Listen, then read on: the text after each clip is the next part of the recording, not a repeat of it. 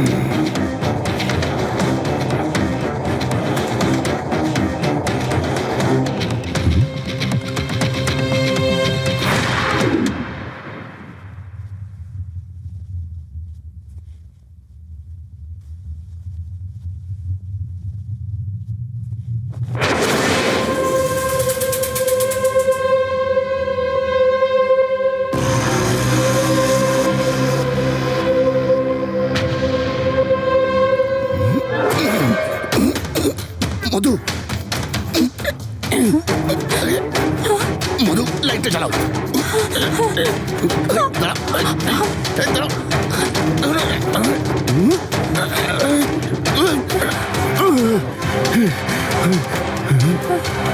Watchman!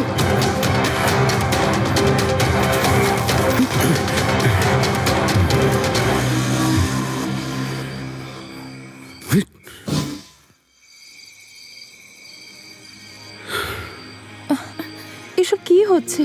আরে লোকটা কে ছিল? আমিও তোমাকে সেটাই জিজ্ঞেস করছি, তোমার সাথে এসব কিছু কেন হচ্ছে? হ্যাঁ, আচ্ছা তুমি কি এটা জানো যে তোমার আশেপাশে ইলিউশন ক্রিয়েট করা হচ্ছে? সোজা বাংলায় বললে মায়াজাল তৈরি করা হচ্ছে। গুন্ডারা অ্যাটাক করার সময় আমি বুঝে গেছিলাম যে এর পেছনে কোনো মিস্ট্রি আছে, আর তারপরেই আমি তদন্ত শুরু করে দিই।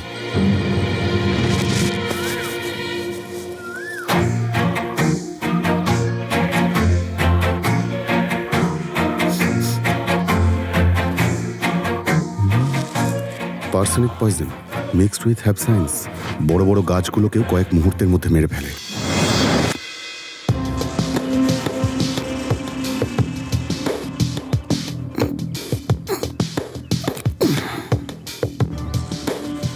Nitroglycerine blasting material.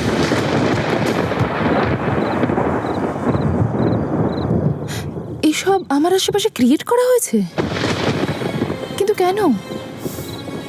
আমারও সেই একই প্রশ্ন, যে এটা করছে সে কি পাবে এটা করে?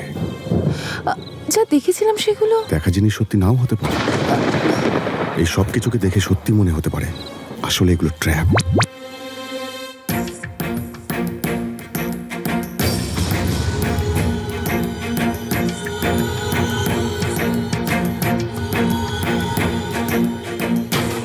হঠাৎ করে কোনো আলো আমাদের চোখে এসে পড়লে তার পর মুহূর্তে সবকিছু ঝাপসা হয়ে যায়।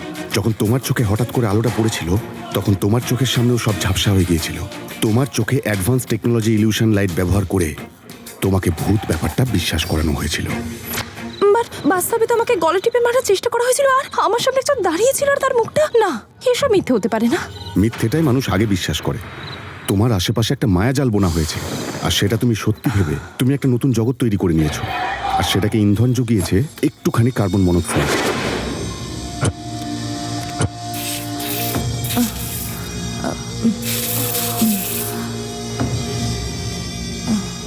কার্বন মনোক্সাইডের একটু বেশি মাত্রা বেড়ে গেলে মানুষ পাগলও হয়ে যেতে পারে। ম্যাজিক মিরর, যার ব্যবহার টেবিলে করা হয়, এটা টেবিলের মাঝখানে লাগানো হয় যাতে পেছনের জায়গাটা না দেখা যায়। বেশিরভাগ ম্যাজিশিয়ানরা এটা ব্যবহার করে। Wireless sound speaker, magic of sound and lights. True, but unbelievable. আমি এসব কি করে বিশ্বাস করব?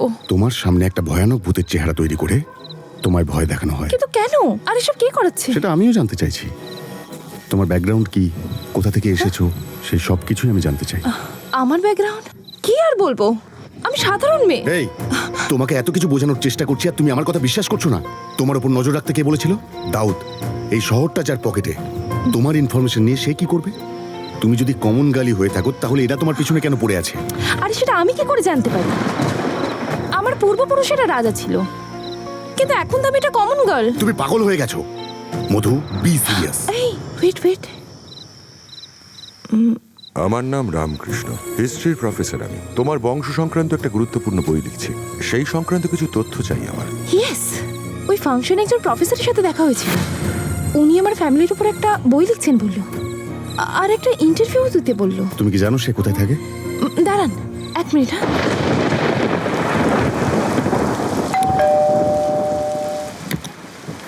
আপনি? আমি স্যার মধুমিতা, চিনতে পারলেন? ও হ্যাঁ, কাম ভেতরে এসো। এত রাতে আপনাকে ডিস্টার্ব করলাম, সরি স্যার। কোনো ব্যাপার না মা, তোমরা বসো, আমি টাওয়েল নিয়ে আসছি। স্যার, মধু একটু বিপদে পড়েছে, আপনার একটু সাহায্যের দরকার ছিল।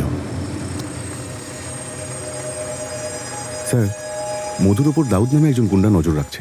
ওর চারিদিকে মায়াজাল বোনা হচ্ছে। এর কারণটা বুঝতে পারছি না, কিন্তু আমার এখন এটা সন্দেহ হচ্ছে যে এটা আমার গ্র্যান্ডফাদারের সাথে রিলেটেড। মানে তুমি তোমার বংশে হওয়া কোনো সমস্যার ব্যাপারে কিছু জানো না? আমি শুধু জানি আমি রাজবংশের। সেসব আমি জানি তো। তোমার বাবা কি কি সমস্যার মধ্যে দিয়ে গেছেন সেই ব্যাপারে তুমি কিছু জানো? আমি ছোটবেলাতেই লন্ডন চলে গিয়েছিলাম, ওখানেই আঙ্কেলের কাছে মানুষ হয়েছি তো। সেই সব কিছু আমি জানি। তার মানে তোমার আঙ্কেল আন্টি তোমায় কিছুই বলেননি, তাই না? আমি যখন ওখানে প্রথম গিয়েছিলাম তখন ওদের সাথে খুব রাগারাগি করতাম, আর যখন থেকে আমার জ্ঞান বুদ্ধি হলো তখন বাবাকে খুব মিস করতাম, আর তখন এখানে বাবার কাছে আসার জন্য জেদ করতাম। কিন্তু আমি যখন বড় হয়েছি তখন বুঝতে পেরেছি যে আমার বাবা মারা গিয়েছেন, আর আমার আঙ্কেল আন্টিরাও এখানকার সমস্ত কথা আমার কাছ থেকে সব সময় লুকিয়ে রাখতো। আস্তে আস্তে আমি পরিবেশের সঙ্গে নিজেকে মানিয়ে নিয়েছি, কিন্তু তাও আমার নিজের মধ্যে একটা অদ্ভুত ফিলিংস হয় ভারতে ফেরার। তারপর আমার আঙ্কেল আর আন্টির কার অ্যাক্সিডেন্টে মৃত্যু হয়, আর তারপর আমি ইন্ডিয়া ফিরে আসি। আসলে তোমার সাথে দেখা করতে চাইছিলাম কারণ তোমার বংশের ব্যাপারে কিছু তথ্য আমার দরকার ছিল, কিন্তু আমি খুব অবাক হলাম। তুমি তো তোমার বংশের ব্যাপারে কিছুই জানো না। আর যদি তোমার কথাটা বিশ্বাস করি তাহলে মনে হচ্ছে এই সব ঘটনার ওটার সঙ্গে সম্পর্কিত। এসব কি বলছেন? পৃথিবীতে অনেক রকম বিষ আছে, কিন্তু সব থেকে ভয়ঙ্কর বিষ একজনের প্রাণ নিতেও পারে আবার বাঁচাতেও পারে। আমার কথা বুঝলেন না? না, ডলফ। যুগ যুগ ধরে ওদের রাজবংশকে এই ডলফ নামের বিষ ধ্বংস করে আসছে। সালটা খুব ভালোভাবে মনে নেই, এটা 94 বা 95 এর ঘটনা।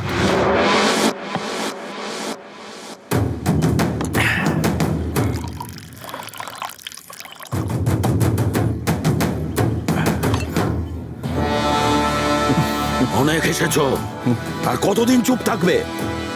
অনেক হয়েছে, এক তুড়িতেই সব রহস্য বার করে নেবো।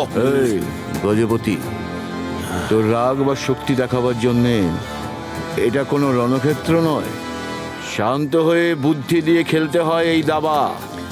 কখন কোন চাল দিতে হয় তোর বাবা হিসেবে তোকে বলছি, তুই শোন। এতদিন তাই তো করেছি, তাতে কি লাভটা হয়েছে আমাদের? ওর দেওয়া ভিক্ষাতেই তো আমরা বেঁচে আছি। তোমার এই দাবা খেলার চোটে আমার ধৈর্য ভেঙে গেছে। এবার তুমি আমার খেলা দেখো। এই গজপতি, গজপতি থাম। দাঁড়ান ছোট মালিক। মালিক, আপনার বাবা যেটা বলছেন সেটা সত্যি। যদি রহস্যকে বাঁচাতে হয় তাহলে এই মুনিম হয়ে মুনিমই থেকো।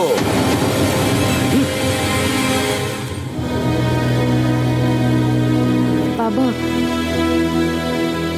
যদি রহস্যকে রক্ষা করতে হয় তাহলে জ্ঞানের সাথে ধৈর্যেরও প্রয়োজন। অজ্ঞতায় পাওয়া যায় শুধু ক্রোধ আর অনর্থ।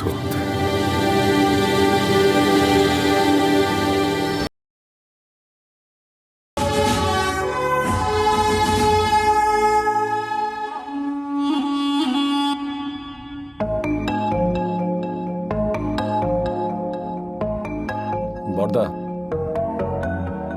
একটা জরুরি কথা ছিল। কি ব্যাপারে? সম্পত্তির ব্যাপারে। সম্পত্তির ব্যাপারে তোমার সাথে আর কি কথা বলবো? তোমার জন্য আমি কম কিছু করেছি? অর্ধেক সম্পত্তি দিয়ে দিয়েছি। তোমার দয়া দাক্ষিণ্য চাই না, গুপ্তধন। হ্যাঁ, আমাকে গুপ্তধনের ব্যাপারে বলো।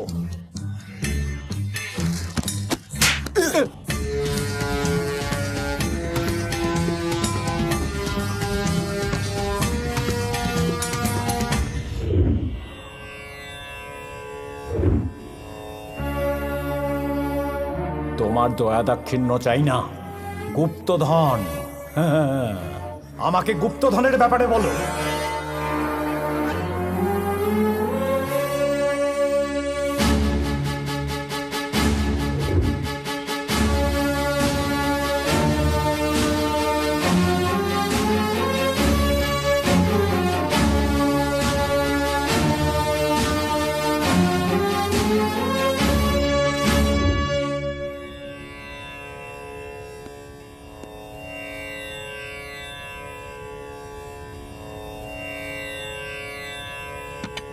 মানুষের ভালোর জন্য লুকিয়ে রাখা এই সম্পত্তি দীর্ঘকাল ধরে সবার অলক্ষ্যে গোপনে রাখা হয়েছে। ভবিষ্যৎ প্রজন্মের জন্য এই সম্পত্তি সামলে রাখতে হবে। এই সম্পত্তি আমাদের কাছে আছে। যদি এই বিষয়ে কেউ জানতে পারে তাহলে আমাদের বংশে বিপদ নেমে আসবে, কারণ পৃথিবীতে সব থেকে ভয়ঙ্কর জিনিস এই অর্থ। বাবা, আমাকে ক্ষমা করে দিন। এই সম্পত্তি আমি সবার থেকে লুকিয়ে রাখতে পারিনি। যদি এরকমই চলতে থাকে তাহলে এই সম্পত্তির জন্যই ভবিষ্যতে আমাদের বংশ বিনাশ হয়ে যাবে। সেই জন্য সম্পত্তির সাথে জড়িত সমস্ত কাগজপত্র আমি আপনার সামনে পুড়িয়ে দিলাম। বাবু বাবু, বড় বাবু সম্পত্তির রহস্যের সব দলিল জ্বালিয়ে দিচ্ছে। হ্যাঁ, আরে সর্বনাশ হয়ে গেল। সব শেষ।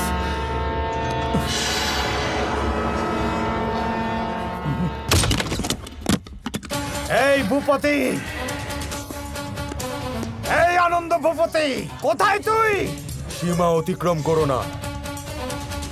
যদি সম্মান দিয়ে কথা বলতে না পারো তাহলে এখান থেকে চলে যাও তুমি। এই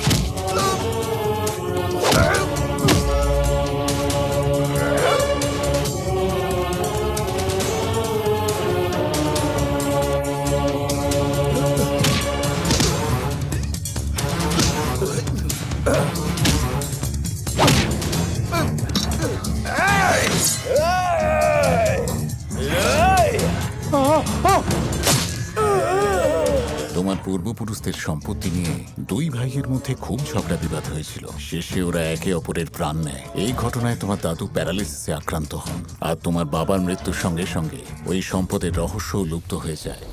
সম্পত্তি নিয়ে এতদিন ধরে যে ঝগড়া চলেছে, আমার মনে হয় তোমার সঙ্গে ঘটা ঘটনারও কারণ সেটাই। না হলে তোমার সঙ্গে আর কার শত্রুতা রয়েছে? এত সব কিছু জানার পরেও আপনার আর কি জানা বাকি আছে? নাকি আপনারও গুপ্তধন নিয়ে কোনো... একদম নয়, এটা আমার প্রফেশনাল কিউরিওসিটি। জ্ঞান লাভের ইচ্ছা অর্থ লাভের ইচ্ছার থেকে অনেক বড়। সম্পত্তির ব্যাপারে কোনো না কোনো সূত্র এখান থেকে তো পেয়েই যাব। চলো খুঁজি।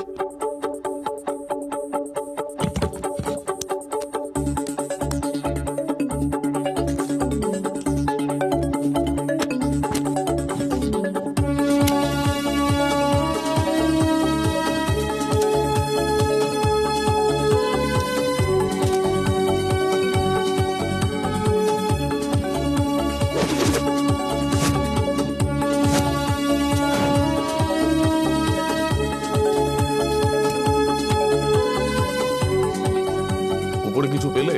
আহা, কিচ্ছু না।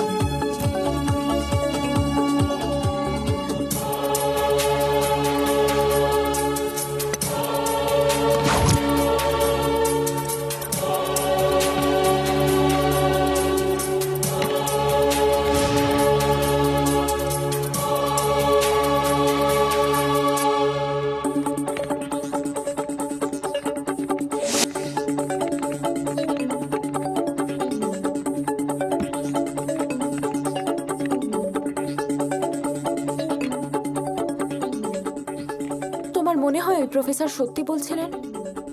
ওনার কথা যদি সত্যি হয় তাহলে তোমাকে মারার কি দরকার? সেটাই তো, ইউ আর রাইট। যদি সত্যি আমার কাছে সম্পত্তি থাকে সেটা নেওয়ার চেষ্টা করতো, মারার চেষ্টা কেন করছে?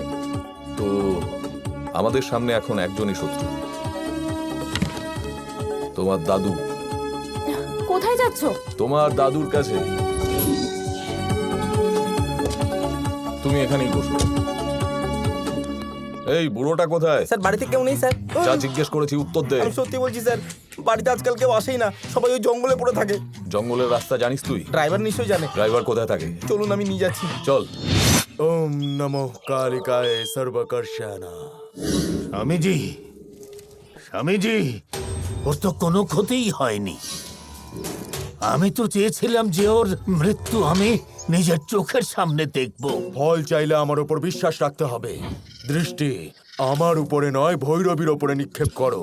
কালী, কপালিনী, চণ্ডী, ভৈরবী, আওয়াহিয়ামি, আওয়াহিয়ামি, আওয়াহিয়ামি, আওয়াহিয়ামি। কান্তা বশীকরণ মহাযজ্ঞ শুরু করে দিয়েছে। আওয়াহিয়ামি, কালী, চণ্ডী, আওয়াহিয়ামি, ভৈরবী, আওয়াহিয়ামি। কালী স্বাহা, ভৈরবী স্বাহা।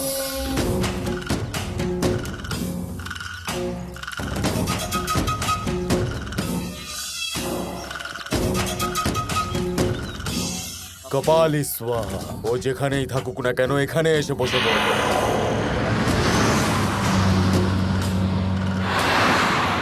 কালী, কপালী, চণ্ডী, ভৈরবী।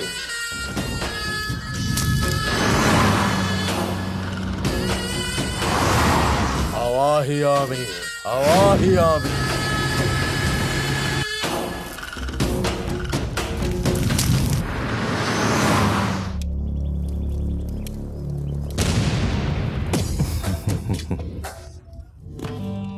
এই কেন তুই বায়োডাটা জানতে চাইছিস? তুই কি আমাকে চাকরি দিবি নাকি? এই রাগই তোকে শেষ করবে। এই কান্তা বশীকরণ যজ্ঞ শেষ পর্যায়ে আছে, শান্ত থাকো। আরে ঠাকুর মশাই, আপনি আপনার কাজ চালিয়ে যান, আপনাকে নিয়ে কোনো টেনশন নেই। আমার সব টেনশন তো একে নিয়ে। রে ওকে ফাঁসাবো বলে আমি এতদিন ধরে এত প্ল্যান করলাম, আর তুই এক ঝটকায় ওকে মারবি ভাবছিস? আমি কি এতটাই বোকা নাকি রে? হাট! এই বুড়ো, তোরা দাদু নাতিতে মিলে এই সমস্ত প্ল্যান করেছিস? আরে কে তুই? আচ্ছা, এখন আমায় চিনতে পারছো না? ওয়ান্স আপন আ টাইম তোদের পরিবারের সব হিসেব একজন রাখতো, মনে পড়ছে বুড়ো? হ্যাঁ হ্যাঁ হ্যাঁ হ্যাঁ, তারই ছেলে আমি, Narendra Barman, the great psychiatrist. এই আমার তোর পাগলামোতে আর ওই ঠাকুর মশাইয়ের পাগলামোতে কোনো ইন্টারেস্ট নেই। আমার ইন্টারেস্ট তো একে নিয়ে। এই তুই রুদ্র স্বামীকে অপমান করছিস, আমার বিদ্যার অপমান করছিস। ভৈরবীর উপাসক আমি। একবার মন্ত্র পড়ে যদি লেবু কেটে দিই তাহলে এক্ষুনি এখানে তোর মৃত্যু হয়ে যাবে।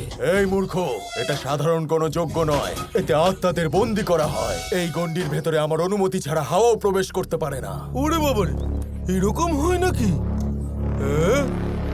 দেখি একবার।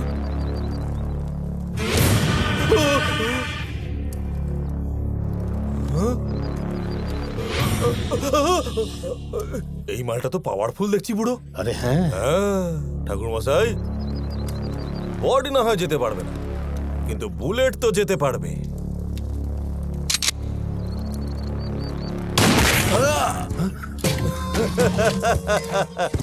ঠাকুর মশাইকে ঠাকুরই ডেকে বাই।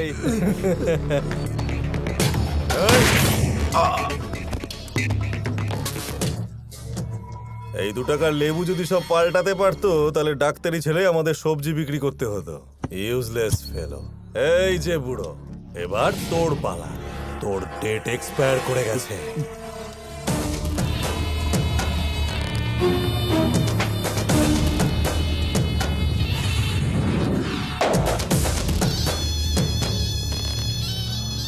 এসব কি? Something is wrong. আর এখানে তোমার ফটো কেন? আমরা যাকে শত্রু ভেবেছিলাম তারও কোনো শত্রু ছিল। পুরোটাই কনফিউজিং।